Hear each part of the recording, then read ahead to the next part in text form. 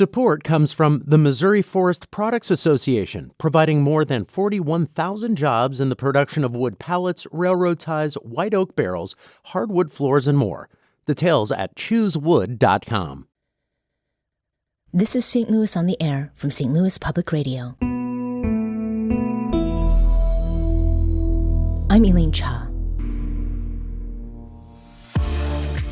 On April 19th, St. Louis visual artist and illustrator Kababi Bayok went public on Instagram about a falling out he'd had with Jazz St. Louis over the handling of a t-shirt design he'd created for the nonprofit.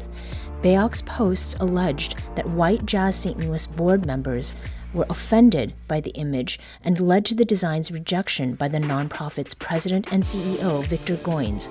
Although such offense was not the official rationale issued by Jazz St. Louis for pulling Bayok's design, an image of a young black trumpet player based on JSL's creative director, Keon Harold, with a raised fist.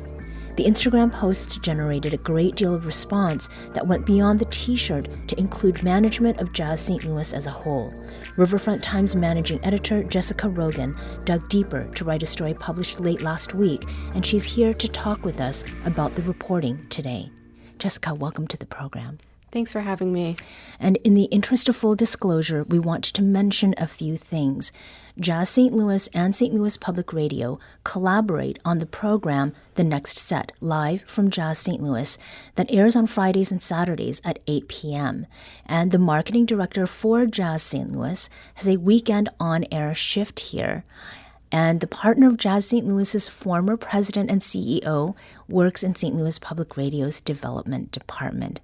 Our newsroom makes independent editorial decisions about what we cover. So, Jessica, this all began when Kababi Bayok posted on Instagram, sharing his account of how the t-shirt design meant to fundraise for Jazz St. Louis education programs fell through. Is that where you picked up the story as well? And what can you tell us about how all of this started? For me, the story started actually with an email I received from one of the Young Friends board members. And just to explain, the Young Friends are a advisory group to Jazz St. Louis, not the managing board of the nonprofit.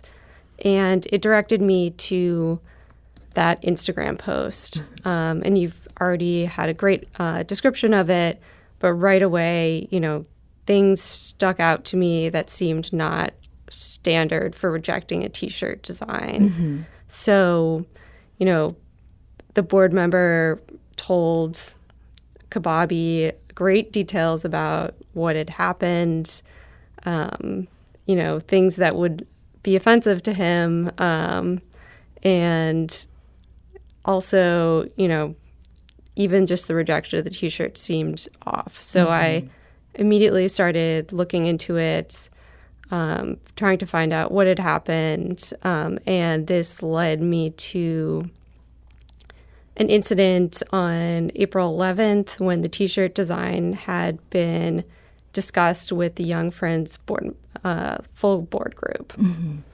So, at that moment, Victor Goines, who is the Jazz St. Louis president and CEO, had come into this meeting. He was scheduled to be there, but, he comes with staff members, and it's quite unexpected, and there was a falling out between him and the Young Friends board. Mm-hmm. So there was that conflict. You're learning about this through some correspondence then that was shared with you. And I just want to clear something up. I mentioned earlier that Keon Harold was creative director at Jazz St. Louis. He's, in fact, the creative advisor for the organization. Now, it started with Kababi, and Kababi is someone who is associated with very sort of a trademark style. And as I read in the intro, the image that raised eyebrows involved a young black trumpet player with a raised fist. And Kababi's art and murals, they adorn indoor, outdoor walls all over the region.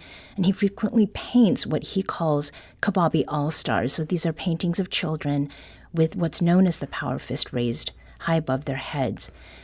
St. Louis Public Radio's arts and culture senior reporter Jeremy Goodwin talked with Bayok the week before last to get his account of what you've been talking about here, and specifically about the design for the T-shirt. And Bayok said then that this is not the first time he's been met with pushback about his paintings that contain the raised fist. For me, it's about kids standing up for the life that they want to live and, the stuff that they deserve. And again, why do we have a music program if everything's good and great with the arts? They're not. And people aren't receiving it. So it makes sense for a kid to want to demand the right to learn how to play an instrument. So even if it's not what that says in the painting, it is a fact that kids, and, just in terms of equity, kids who are great with instruments have a better chance of getting scholarships in grade school. So, it just makes sense all around the board that this statement goes along with what jazz is, and jazz itself, the nature of it, and the history that jazz musicians have to deal with. It just is what it is.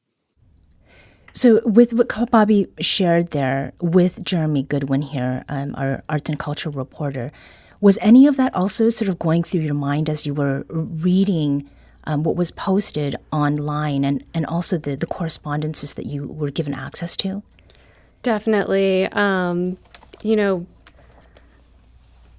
Kababi had actually painted that image for Jazz St. Louis live at an event in December 21. It was under the previous president and CEO, but, it had great reception among people at the organization, and they even shared it on social media.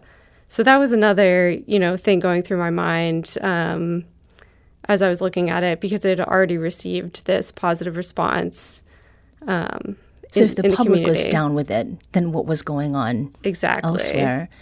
Kababi is someone who's very well known in not just in our region, but beyond, because of the work that he's done. He was actually here to talk with us about some illustration work that he's done with Ibram X. Kendi. And Jazz St. Louis is also, it's an art institution in its own right. Kababi was clearly ready to talk. When folks affiliated with Jazz St. Louis spoke with you, though, Jessica, what did they tell you about the environment of working there? Yeah, so I was able to speak with a Jazz St. Louis employee who is, insisted on anonymity for that person's protection from retribution. And right away, the employee shared with me some really interesting things, one of which is actually that Victor Goins, since starting in September, has been exceptionally absent as he tours for the as a musician. He's a celebrated musician in his own right. But then even more than that, there were some incidents that made people kind of question him. So one of the ones that I included in the RFT story was that there had been a gathering.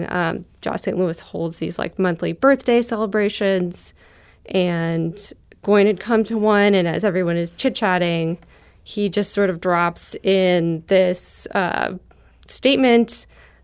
He's talking about, standard sexual harassment training that all organizations have.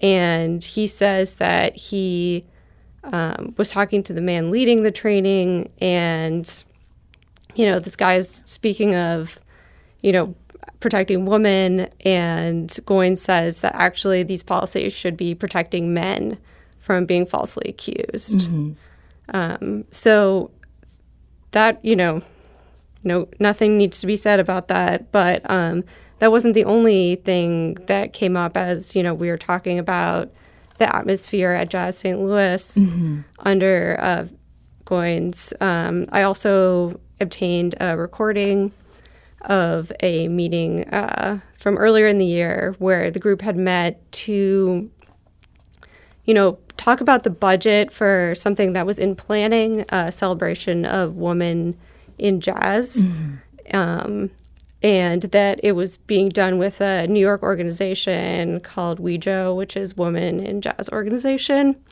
And, they're talking about the budget, and Goins expresses that he doesn't want to go to donors for this event because he doesn't want to go to donors again and again. He doesn't want them to feel like an ATM, he says. And he says, instead, we should not pay the women artists who are going to perform. And right away, there's pushback on this idea.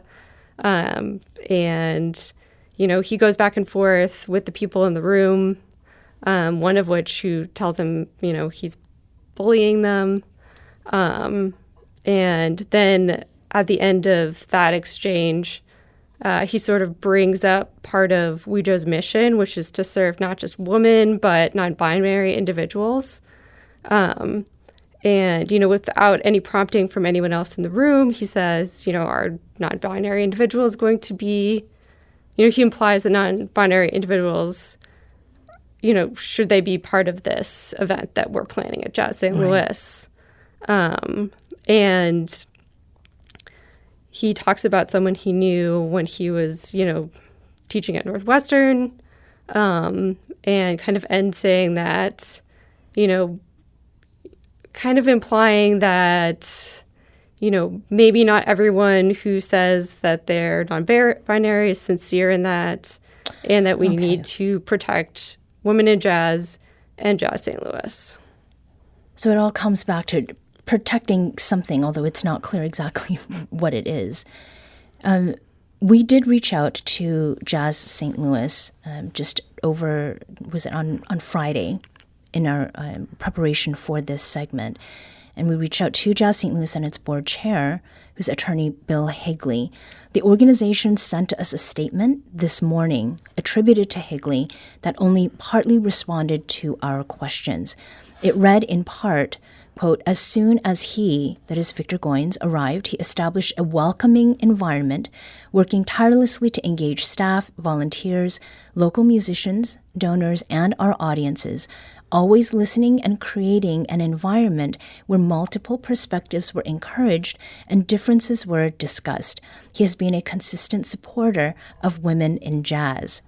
The statement went on to say that some people have not responded well to his more direct style of leadership, and that doesn't come as a surprise.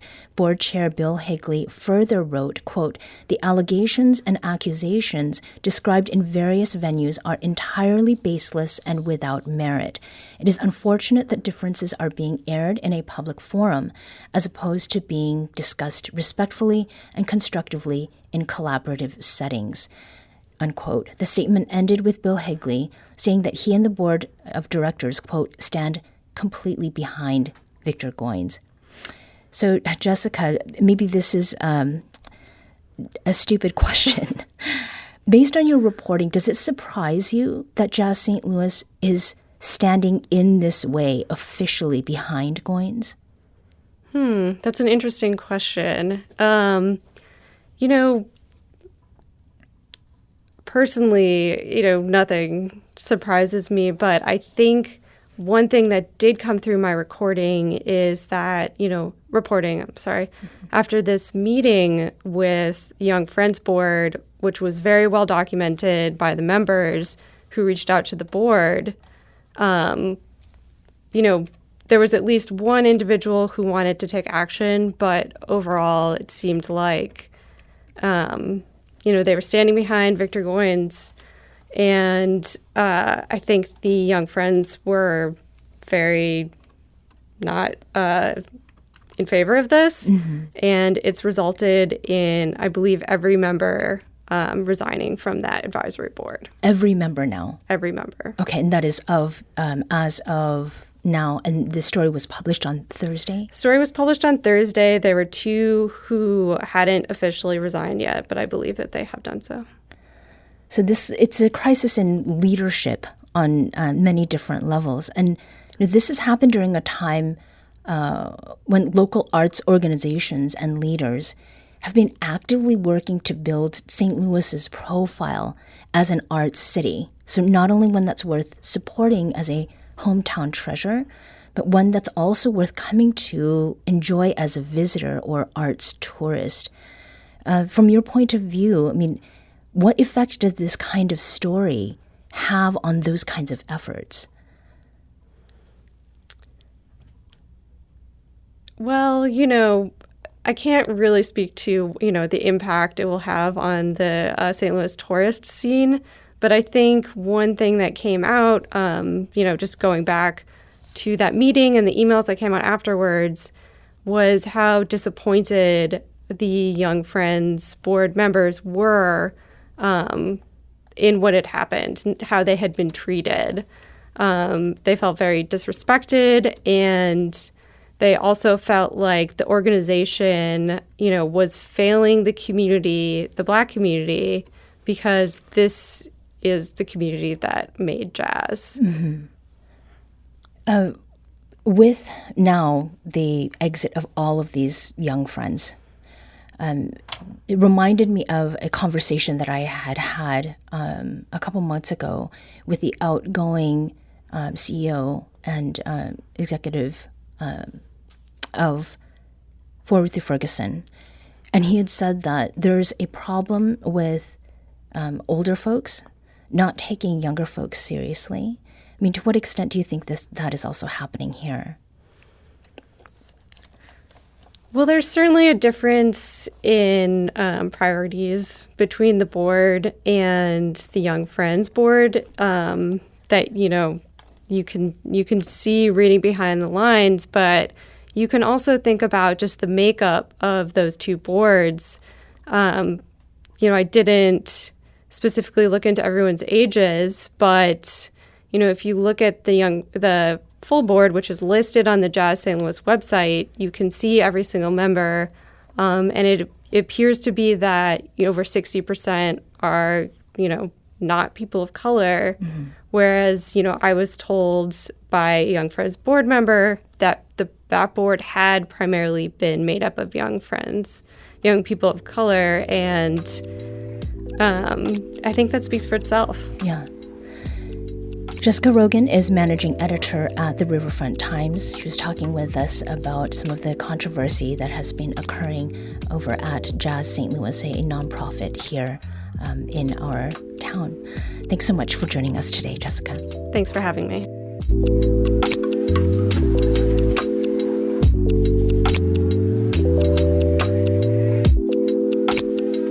This episode was produced by Maya Norfleet.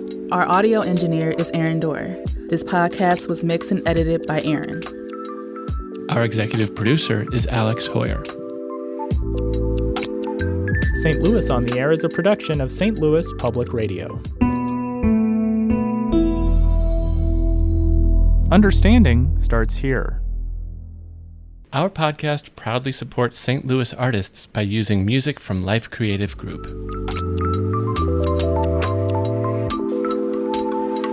Find yourself regularly listening to episodes of St. Louis on the Air? Suggest us to a friend you think might enjoy our conversations, and leave us a review and rating on Apple Podcasts on the App Store. It's the simplest way to help people discover our show. Thank you.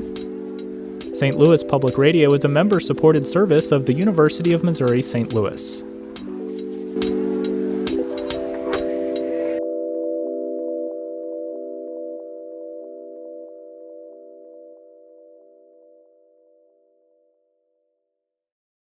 Support comes from the Missouri Forest Products Association, providing more than 41,000 jobs in the production of wood pallets, railroad ties, white oak barrels, hardwood floors, and more. Details at choosewood.com.